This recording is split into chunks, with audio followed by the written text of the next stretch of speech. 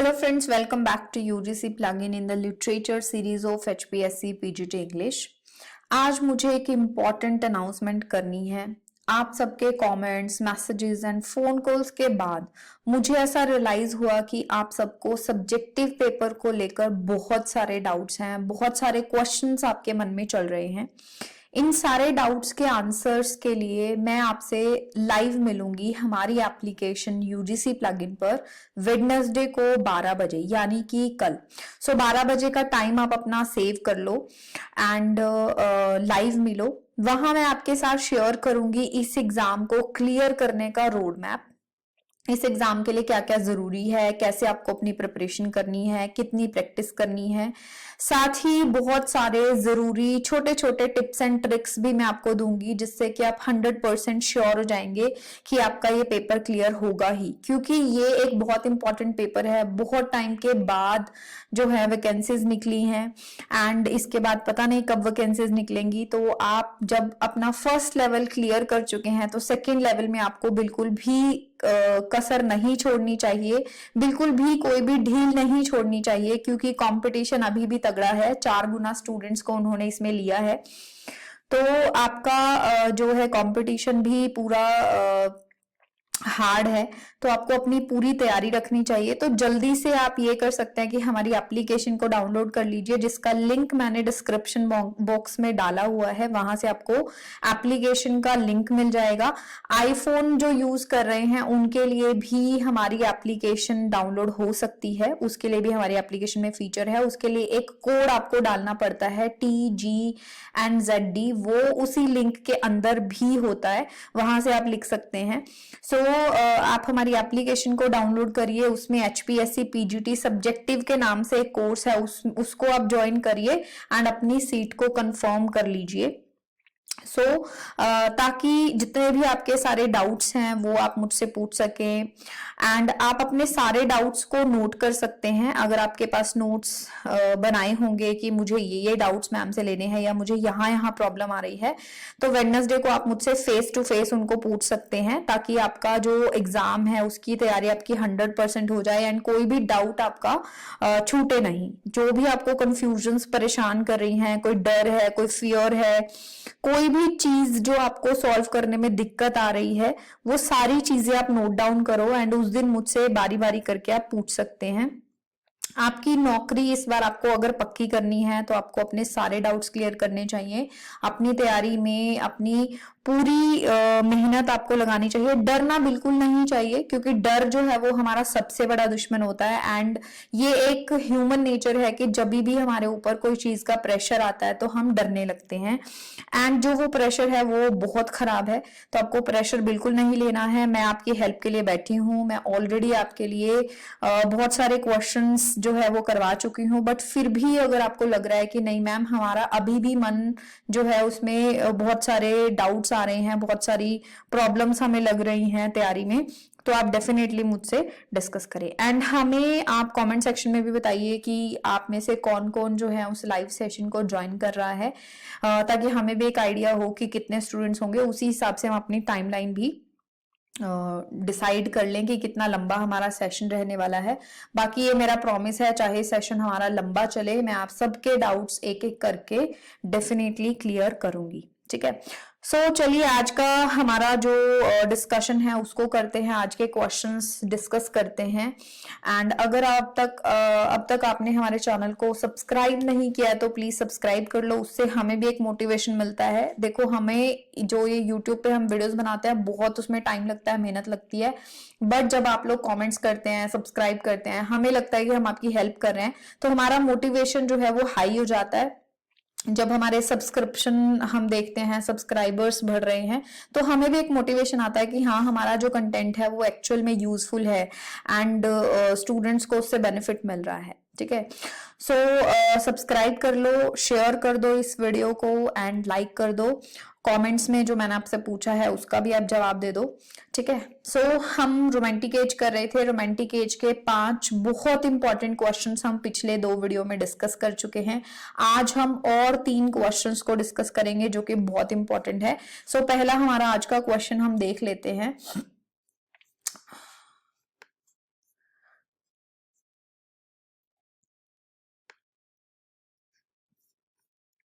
First question है analyse the key features of the gothic novel. Gothic novel क्या होता है? गॉथिक नॉवल जिसमें सुपर नेचुरल एलिमेंट्स हो, इसको हम डिटेल में देखेंगे। How does this genre contribute to the romantic fascination with the supernatural and the grotesque and the sublime। so हमें इस क्वेश्चन में करना क्या है? हम इस क्वेश्चन में गॉथिक नॉवल के फीचर्स को एक्सप्लेन करना है कि गॉथिक नॉवल एक्चुअल में होता क्या है।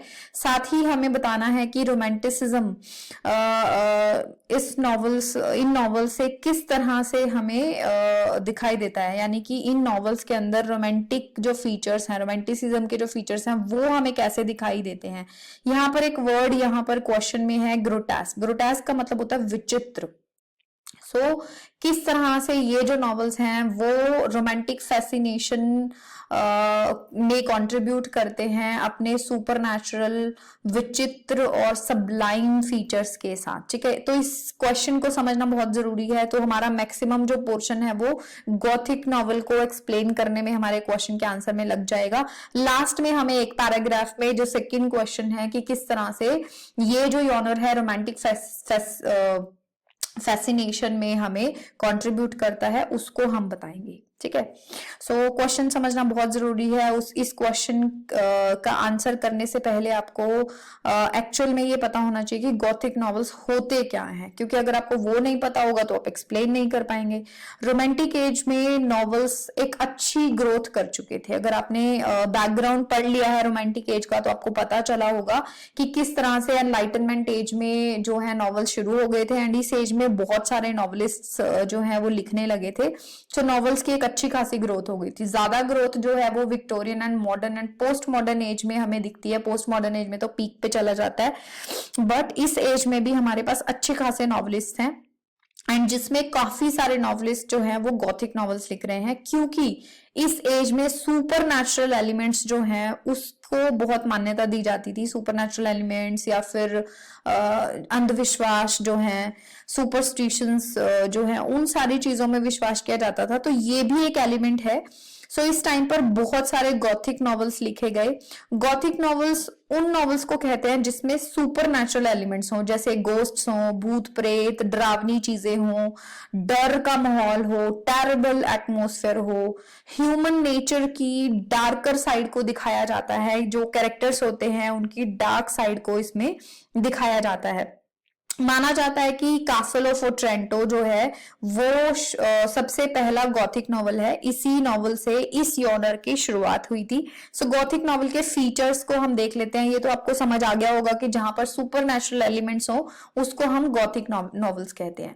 की फीचर्स आप इस तरह से हेडिंग भी बना सकते हैं, की फीचर्स ऑफ गॉथिक नॉवल। अगर आप हेडिंग नहीं बनाना चाहते तो आप ना भी बनाइए, आप सीधा शुरू कर सकते हैं या इसी में लाइन डाल सकते हैं कि following are the features of gothic novel.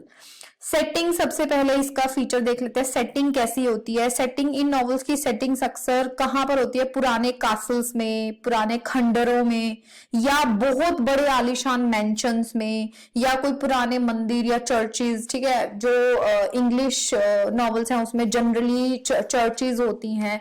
ठीक है, सो इस तरह की सेटिंग्स हैं। आप इस नॉवेल को इस तरह से समझ सकते हैं, अगर आपने कोई भी सुपर नेचुरल एलिमेंट्स वाली या भूतिया या गॉथिक मूवीज देखी हैं, है ना, जिसको हम कहते हैं कि हॉरर मूवीज, है ना, तो उसमें आपने देखा होगा कि जो हीरो हीरोइंस हैं वो एक अच्छी सी जगह पर जाते हैं, अच्छा सा होटल, बहुत सुंदर वो दिखता है दिन में, एंड फिर उसके बाद जो है मिस्टीरियस चीजें होने लगती हैं। सो मिस्ट्री क्रिएट करने के लिए इन नॉवेल्स की सेटिंग्स में क्या होता है, जनरली अंधेरा सा दिखाया जाता है। जब मैं हॉरर मूवीज देखती हूँ, जो कि मैं बहुत बड़ी फैन नहीं हूँ, बट मेरे घर में बहुत सारे लोग हैं जो हॉरर मूवीज को पसंद करते हैं, तो कई बार देखनी पड़ जाती है। सो हॉरर मूवीज जब मैं देखती हूँ तो मेरे मन में यही सवाल आता है कि ये जो कैरेक्टर है, हीरो है या हीरोइन है, ये रात को ही क्यों निकलते हैं? इनको डर नहीं लगता ये रात को ऐसी जगहों पे जाते हैं? सो अंधेरा जनरली इसमें दिखाया जाता है सेटिंग्स में। तंग सीक्रेट रास्ते, छोटे रास्ते इसमें दिखाए जाते हैं। हिडन चैम्बर्स, ऐसी जगहें जो जनरली दिन में दिखाई नहीं देती, या डरावनी सी सेटिंग्स इसकी होती हैं। सो ये इसका पहला एक फीचर है। दूसरा फीचर है सुपर नेचुरल एलिमेंट्स। ये सबसे इंपॉर्टेंट मेन फीचर है इसका। इन नॉवेल्स में आपको गोस्ट दिखाई देंगे, वेम्पायर्स दिखाई देंगे, या फिर भेड़िए होते हैं, या फिर किसी भी तरह की ऐसी सुपर नेचुरल चीजें इसमें दिखाई जाती हैं, जैसे आत्माएं, भूत प्रेत, साया, इस तरह की चीजें हमें दिखाई देती हैं, कोई ऐसी डरावनी आवाजें। तो सुपर नेचुरल एलिमेंट्स भी इसमें भर भर के होते हैं। सुपर नेचुरल एलिमेंट्स कुछ भी हो सकता है, कोई भी चीज जिसको डरावना सा फेस दे दो वो सुपर नेचुरल एलिमेंट बन सकते हैं। कि दिन में कोई लड़की सही सलामत है, रात को वो बाल फैला के घूम रही है, तो वो सुपर नेचुरल एलिमेंट बन जाती है। थर्ड जो है इसमें वो है साइकोलॉजिकल एक्सप्लोरेशन। साइकोलॉजिकल एक्सप्लोरेशन में क्या होता है, जिसमें कि ह्यूमन साइकी को इन्वॉल्व करते हैं। ह्यूमन साइकी में कोई डिफेक्ट जैसे मैडनेस हो गया, किसी चीज को का ऑब्सेशन, डुअलिटी हो गई, यानी कि एक ह्यूमन बीइंग, जैसे मैंने आपको बताया कि दिन में वो ठीक है, दूसरे ही पल जो है उसके अंदर कोई अजीब सा बिहेवियर करने की आदत उसमें दिखा देते हैं हम। सो ह्यूमन डुअलिटी को भी इसमें दिखाया जाता है। इसके अलावा इसमें कोई गलत काम हुआ होता है तो गिल्ट इसमें दिखाई देती है, फियर है, ठीक है। तो इस तरह की चीजें हमें इस तरह के नॉवेल्स में दिखती हैं।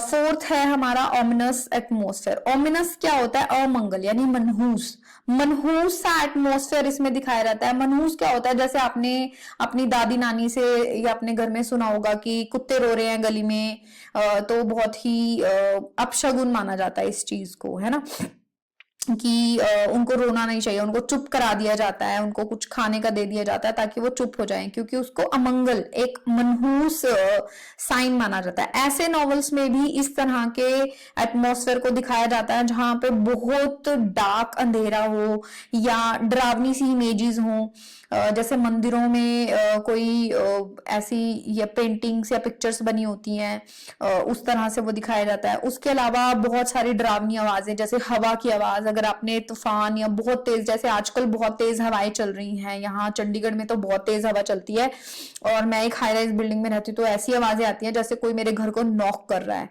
सो डरावनी आवाजें, हवा की आवाज, उल्लू की आवाज हो, भेड़ियों की आवाज आपको इसमें सुनाई दे सकती है, डॉग्स के रोने की आवाज। तो इस तरह की जो मनहूस आवाजें हैं, जो अमंगल, ओमनस जो आवाजें हैं, वो आपको यहाँ पर दिखाई दे सकती हैं। ये भी इसका एक फीचर है। उसके अलावा ग्रोटेस्क एंड सबलाइम, जैसे मैंने आपको पहले बताया कि हम हॉरर मूवीज में देखते हैं कि एक बहुत सुंदर ग्रीनरी वाली जगह होती है, खेत या बीचीज। जैसे अभी रिसेंटली मैंने एक मूवी देखी थी, क्या नाम था उसका, मुंजिया। तो उस मूवी में क्या है, उसमें एक बीच सीन दिखाया है, बहुत सुंदर सा सिनेरियो उसमें उन्होंने प्रेजेंट किया है। इसी तरह से और भी बहुत सारी मूवीज में हम देखते हैं कि जो हीरो हीरोइंस हैं वो एक बहुत सुंदर होटल में या किसी बहुत सुंदर मेंशन में रुकने के लिए आए हैं, छुट्टियां बिताने के लिए आए हैं, एंड दिन में वो जगह इतनी खूबसूरत दिखाई देती है, बट जैसे ही रात होती है वहां पर स्केरी एलिमेंट्स होने शुरू हो जाते हैं। सो इन नॉवेल्स में जनरली ऐसी सब्लिमिटी वाली, ग्रोटास्क, सुंदर विचित्र जगहों को भी दिखाया जाता है, जिसमें नेचर की ब्यूटी भर भर के हो सकती है, एंड बहुत सुंदर सी बिल्डिंग्स हो सकती हैं, बहुत सुंदर सा एटमॉस्फेयर हो सकता है, मौसम हो सकता है।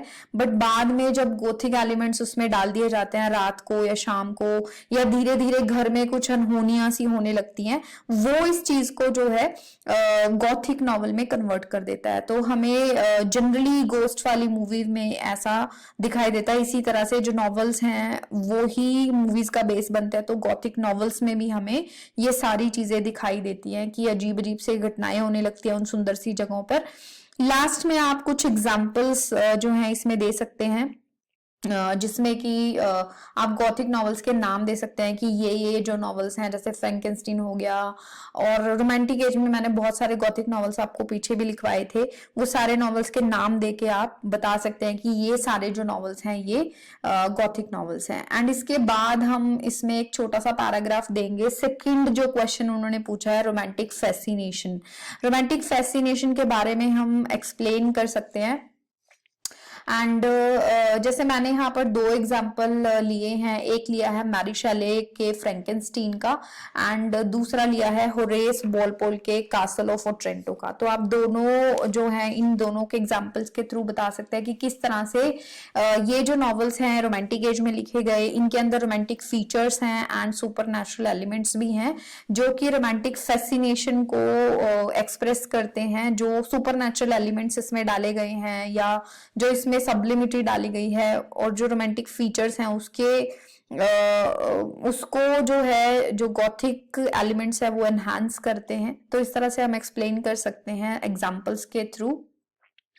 लास्ट में हम कंक्लूड कर देंगे यही बताते हुए कि गॉथिक नॉवेल्स का हमने एक्सप्लेनेशन दे दिया जिसमें सुपरनैचुरल, ग्रोटेस्क एंड सबलाइम चीजें हों एंड किस तरह से रोमांटिक सेंसिबिलिटी भी उसमें होती है। सेंसिबिलिटी ऑलरेडी हम पीछे डिस्कस कर चुके हैं, पूरा एक कंप्लीट क्वेश्चन, ठीक है।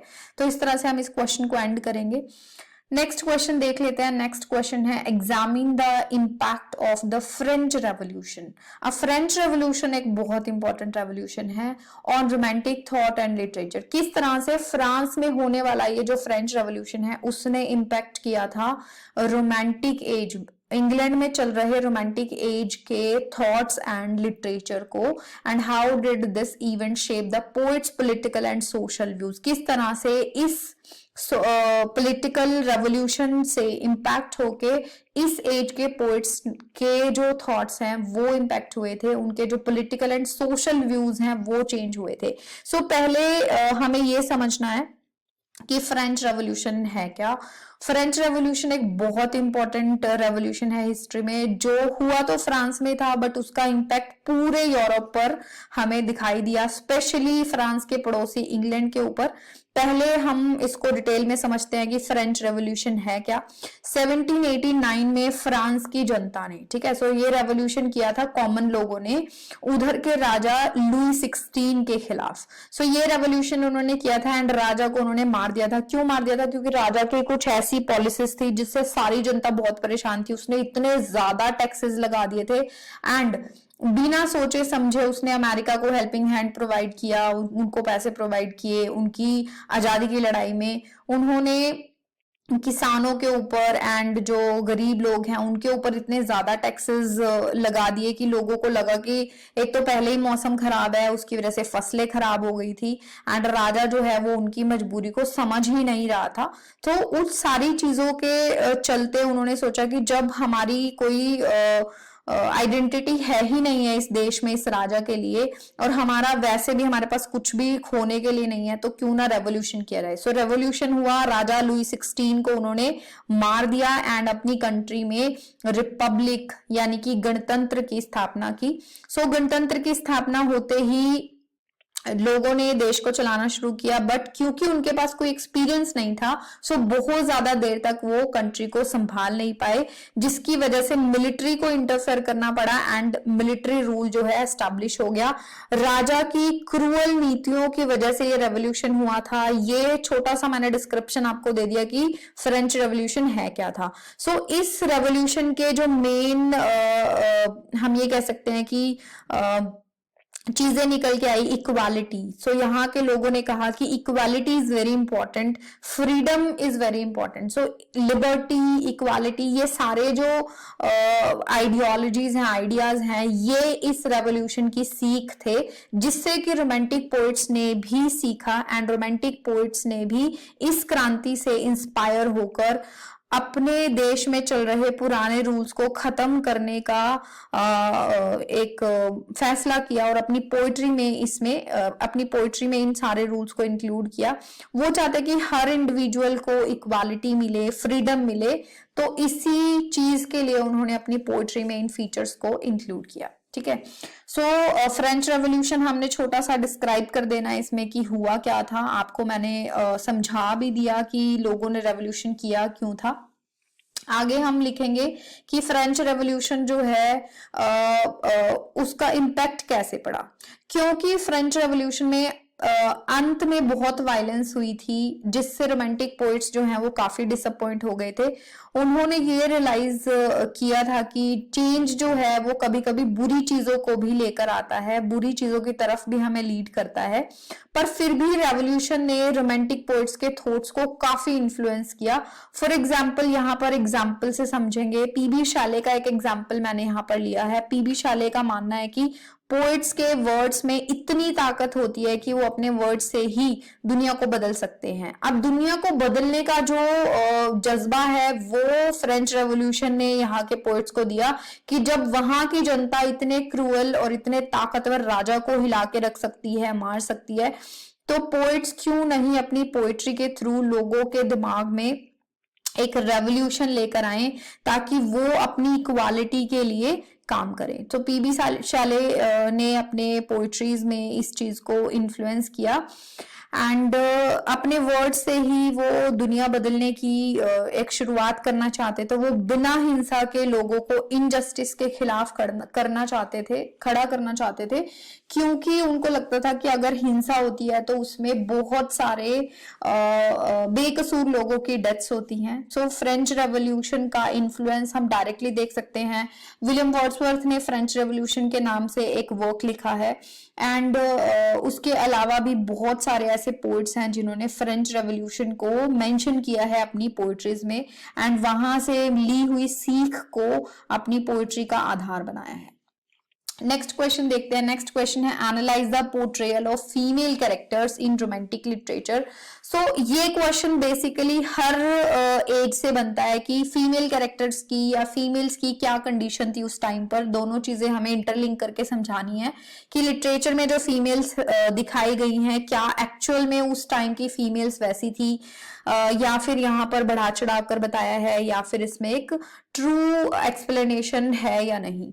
How do these characters challenge traditional gender roles and expectations. So ये कहानी तो सदा की रही है कि जो फीमेल्स हैं उनके ऊपर एक सोसाइटल प्रेशर रहता है। आप सब जो तैयारी कर रहे हैं उसमें भी मैं बिलीव करती हूँ कि बहुत सारी लड़कियां हैं जो तैयारी कर रही हैं, एंड मुझे बहुत सारे फोन कॉल्स आते हैं स्टूडेंट्स के कि मैम मेरी शादी हो गई है एंड मुझे पढ़ने में बहुत दिक्कत होती है, बहुत सारे घर में काम होते हैं और बहुत प्रेशर होता है, बहुत सारे ताने सुनने पड़ते हैं। सो किस तरह से हर टाइम पर फीमेल्स के साथ ये होता था, एंड रोमांटिक एज में जो लिटरेचर में कैरेक्टर्स डाले गए हैं, किस तरह से उन कैरेक्टर्स ने उन ट्रेडिशनल जो रोल्स हैं, जो ट्रेडिशनल उनके ऊपर एक्सपेक्टेशन रखी जाती है सोसाइटी की, उनको कैसे चैलेंज किया, एंड किस तरह से वो उन चीजों से निकल कर आई। ये सारी चीजें हमें विद एग्जांपल एक्सप्लेन करने हैं।